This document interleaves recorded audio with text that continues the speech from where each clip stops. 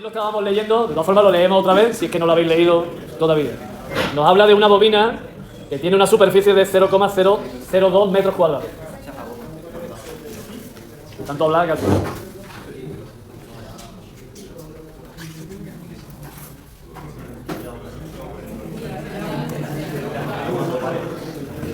Bueno, he hecho un dibujo ahí de la bobina, realmente no he hecho una bobina como dibujo.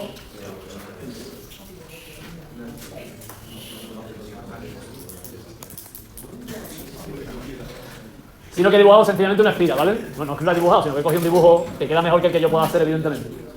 Y en esa bobina voy a borrar lo que he dibujado ahí ya, porque como hay ya tantas cosas a dibujar, realmente el dibujo no se ve muy bien lo que hay. Lo borro, ¿vale? Y lo vuelvo a hacer, ¿de acuerdo?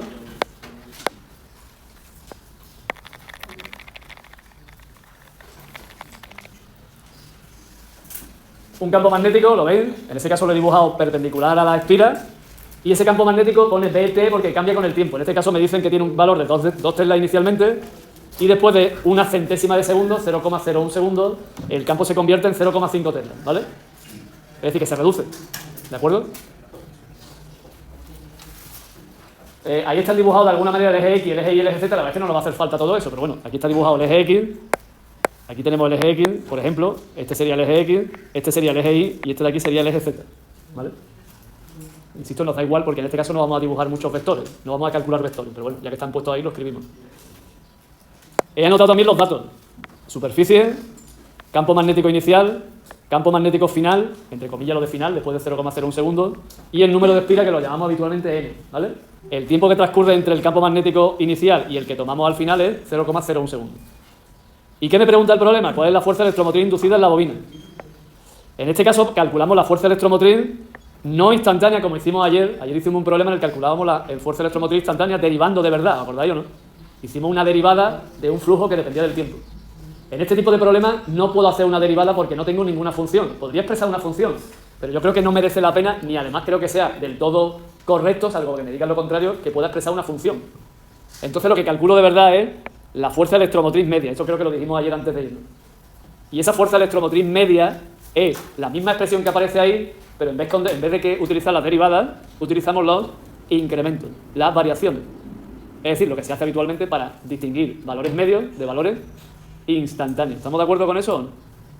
Cuando nos pongan un problema de estas características, aunque no me pidan la fuerza electromotriz media, lo que vamos a calcular de verdad es la fuerza electromotriz media, porque no podemos calcular el valor instantáneo, porque no sabemos lo que pasa en medio de esos valores. ¿De acuerdo? No sabemos lo que ocurre durante las 0,01 segundos. Solo sé lo que hay al principio y solo sé lo que hay al final. ¿Vale? Y por eso hacemos el valor medio. ¿De acuerdo? Así que necesito calcular la variación del flujo magnético, porque todo lo demás lo tengo. Tengo la N y tengo delta de T. ¿Lo vemos o no? ¿Sí? Así que eso es lo que hago.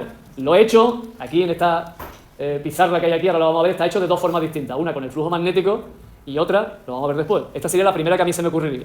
Si yo no supiese hacer esto, me voy a poner en vuestro lugar. Soy empático, ¿no? Es decir, no simpático, sino empático. Simpático no soy, ya sabes.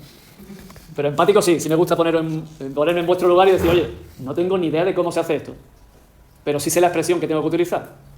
Y en esa expresión tengo tres cosas que necesito saber, ¿no? N, delta de phi y delta de t, ¿no? ¿Cierto o no? ¿Tengo la N? Sí. ¿Tengo delta de t? Sí. ¿Qué me falta entonces calcular? Delta de phi.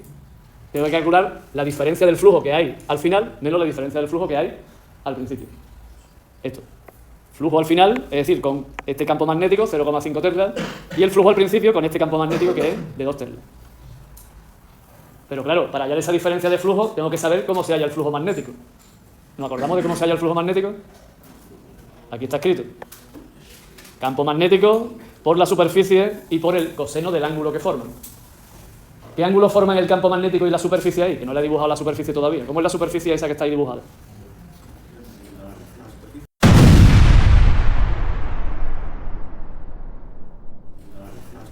Es perpendicular, ¿no? Entonces el vector superficie, que lo he dibujado antes en color rojo, estaba pintado la superficie, ¿no? Eso es la superficie, ¿no? Voy a poner otra rayita que quedamos mono así. No sé si quedamos mono, pero bueno. Me ha dado por poner otra. Aquí es que no puedo escribir porque tengo el... Esa sería la superficie. ¿Y el vector entonces? ¿Paralelo a la superficie? al campo, ¿no? Perpendicular a la superficie, ¿no? Lo que voy a hacer es, para que el coseno me dé 1, ¿no? Positivo, voy a poner lo que esté en el mismo sentido. ¿Estamos de acuerdo o no? No es obligatorio hacer eso, pero es una forma de que el resultado dé positivo. En realidad, lo que estamos haciendo es determinar de alguna manera un sistema de referencia. Cuando yo pongo la superficie apuntando hacia arriba, estoy tomando de alguna forma una especie de sistema de referencia. ¿En qué sentido? En el sentido de que eso va a marcar el signo que tiene la fuerza electromotriz. La fuerza electromotriz puede dar positiva o puede dar también negativa. Y el signo que me va a aparecer va a depender de hacia donde yo apunte el vector superficie. Si lo apunto para arriba me va a dar un signo, y si lo apuntase para abajo me daría el signo contrario. ¿Vale? En este caso hemos optado por el signo sentido positivo para que el flujo me dé positivo. Pero vaya a ver que con esa idea el sentido de la fuerza electromotriz puede ser positivo o puede ser negativo. ¿Sí? Voy a calcular entonces ya el flujo. Dos flujos hay que calcular, el de 0,5 teslas y el de 2 teslas, ¿no?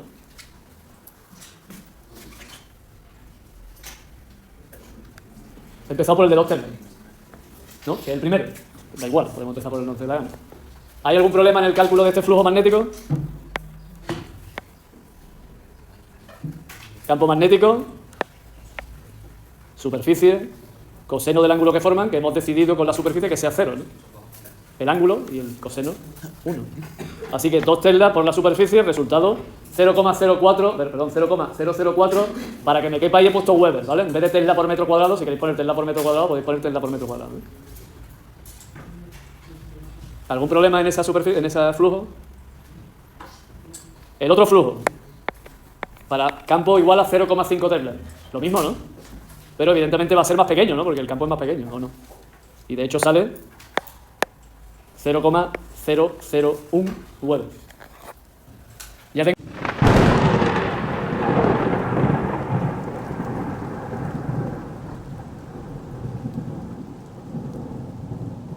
Ya tengo los dos flujos. ¿Puedo hallar la variación entonces? Pues aquí está la variación. Es restar. Variación en este caso, lo bueno que tiene una variación es que solo hay que restar, no hay que derivar, solo hay que restar. Y el resultado es negativo porque se reduce el flujo, ¿no? Al bajar el campo, baja el flujo magnético. ¿Estamos de acuerdo o no? Es decir, que la variación es de menos 0,003 Weber. Ya me puedo ir a calcular la fuerza electromotriz media. Porque ya tengo todos los ingredientes para ello, todos los factores, todos los valores que necesito. Número de espiral, variación de flujo y variación de tiempo. Si yo no me he equivocado, para eso estáis aquí, si lo habéis hecho o si lo estáis calculando ahora, el resultado es de 60, y eso da voltios, aunque no lo parezca, esos son voltios. 60 voltios, es la fuerza electromotriz inducida. Y es positiva en este caso, ¿eh? Y ahí os explico por qué es positiva y qué sentido tiene ese signo positivo en relación a ese vector superficie que hemos tomado nosotros antes. ¿Sabéis lo que significa el signo positivo en este caso? Ahí lo está explicando, lo explico. Significa que el campo magnético inducido, porque el hecho de que haya una fuerza electromotriz inducida es porque hay un campo magnético inducido. Me voy a volver para atrás, un momento. Voy a dibujar ahí el campo magnético inducido. ¿Cómo creéis que será el campo magnético inducido ahora? Ahí. Esa B que está ahí escrita es el campo magnético externo. Pero, ¿y el inducido?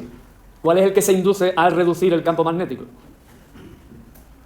¿Qué es lo que dice la ley de Lenz al respecto? Se tiene que inducir un campo magnético que se oponga a la variación que está ocurriendo, al cambio que está ocurriendo. ¿Cuál es el cambio que está ocurriendo? ¿Qué le pasa a B? Que disminuye. Así que, ¿cómo se puede oponer el campo inducido a una disminución de B? Generando un campo que esté en el mismo sentido que B. ¿Entendemos eso o no? Lo voy a dibujar de otro color, de color amarillo. El campo inducido, entonces, tiene que tener la misma dirección y el mismo sentido que el campo B. ¿Estamos de acuerdo o no? Y eso es por lo que da signo positivo a la fuerza electromotriz. Porque si os estáis dando cuenta, el vector B inducido, el amarillo, y la superficie tienen el mismo sentido. La fuerza electromotriz inducida, entonces, por eso me da positivo. No me lo pide el ejercicio, pero nosotros queremos aprender, espero. Y además vamos a dibujar, este hecho está ya dibujado desde el principio en ese dibujo, cómo es la corriente eléctrica inducida en la bobina. Si el campo magnético inducido va para arriba, ¿cómo será la corriente eléctrica inducida en la bobina? Para que el campo magnético vaya para arriba. Tiene que ir en ese sentido. ¿Lo veis que está dibujado así? No sé si se ve. Lo voy a poner en amarillo. Esa es la corriente eléctrica inducida. ¿Vale? Hay que tener cuidado porque eso sí está en perspectiva, ¿eh? Y yo ahora mismo en perspectiva veo que hace así. Pero ¿y si alguien ve y dice, ostras, parece que está al revés, ¿no? ¿No? Podría ser así. Porque uno podría ver esa parte que está detrás como si estuviese delante. No quiero manejar vuestras mentes en ese sentido, pero eso es una cuestión de lo primero que veamos en esa imagen, ¿vale? Eso no me lo pide el ejercicio de la corriente inducida, hay que conste. Pero estamos dando una explicación de por qué el campo inducido tiene que tener el mismo sentido que el vector superficie. Aroa no... Está preguntándole algo, diciéndole algo a Manuel, no sé si es que no... Te he dicho que, por lo que has dicho de otra forma... La perspectiva, ¿no? Vale. ¿Tú lo ves así bien o no? Sí. Perfecto, pues ya está. Pero es por si alguien, no sé por qué, su cabeza cambia la perspectiva y ve lo que está dentro, lo maneja como si estuviese fuera. A mí me ha pasado eso más de una vez. He visto una imagen en un momento y digo, ah, es así. La veo 10 minutos después y me la veo otra vez, diferente. ¿No ha pasado eso alguna vez? Eso, por eso digo. ¿Vale? Ya estaría hecho el ejercicio. Pero he planteado aquí otra manera de resolverlo. Es la misma en realidad, pero en vez de calcular 2 veces el flujo, es escribir cómo es el flujo en esa variación y no calcularlo, sino directamente calcular la variación. No sé si me estoy explicando. En el primer procedimiento que hemos hecho, hemos obtenido el flujo primero, el flujo final y lo hemos restado. En este segundo procedimiento he escrito quién es la variación y he calculado directamente la variación. ¿Me estáis entendiendo o no? Es lo mismo. Pero no es igual. Da lo mismo, es la misma idea, pero no exactamente la misma resolución. ¿Vale? Lo que nos estamos dando cuenta en este procedimiento... ¿Os pasa algo, Rodrigo? Adrián, preguntarme, ¿eh? No veía el coseno. Ah, porque es uno, ¿no? En este caso lo he quitado, te refieres, ¿no? ¿Te das cuenta de eso entonces, no? Sí. Digo, que aquí lo que sí nos damos cuenta es que quién es el responsable de que cambie el flujo, ¿lo vemos o no? ¿Qué es lo que está cambiando para que cambie el flujo en este caso? El módulo del campo. Por eso esta manera es más, no voy a decir mejor, pero sí nos da más información que la anterior, ¿vale? Porque vemos cuál es el origen de ese cambio en el flujo, que es el módulo del campo. El resultado y el procedimiento de obtención es el mismo, ¿no? Así que, si tenéis algo que comentar sobre eso, me lo decís, pero es la misma idea, planteada de otra manera, para que hagamos solo un cálculo, no dos, y para que observemos dónde está el cambio en el flujo magnético y a qué se debe ese cambio. En este caso, al módulo del campo magnético.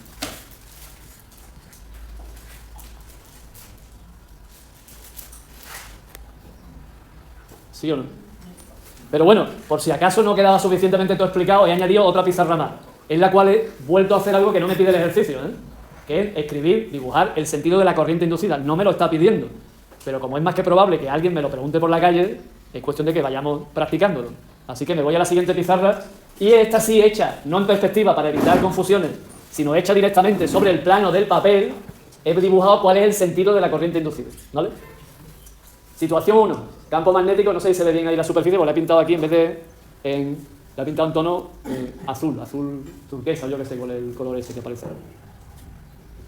Esa es la situación inicial, con 2 celdas, ¿vale? Esta es la superficie, y ahora en la segunda situación el campo se reduce, ¿no? Y al reducirse aparece un campo inducido que hemos dicho que tiene que tener, ¿el qué? El mismo sentido. ¿Hemos dicho eso? En este caso lo he dibujado de rojo, ¿vale? ¿Lo veis o no? Y claro, con ese sentido, ahora vemos bien que el sentido sale hacia afuera del papel y por tanto la corriente tiene que marcar el sentido antihorario, ¿lo vemos o no? Para que salga hacia afuera, la mano derecha es toda una regla que nos sirve para recordar cómo es el campo magnético que produce una corriente en una espiral circular. ¿Os acordáis o no? Corriente así, campo, el dedo gordo. Si ahora tengo el campo, la corriente es así, ¿no? Es al revés, lo estamos haciendo al revés. Con el campo queremos calcular la corriente. ¿Lo vemos o no? El dibujo, entendemos la situación, pero en vez de hacerla en perspectiva y evitar ese problema de ver delante y detrás, lo hemos hecho como nos piden la ponencia de la selectividad.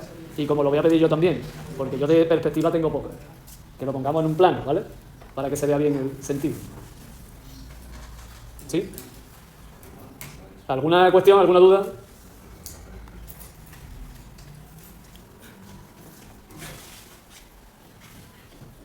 Damos por finalizado la grabación.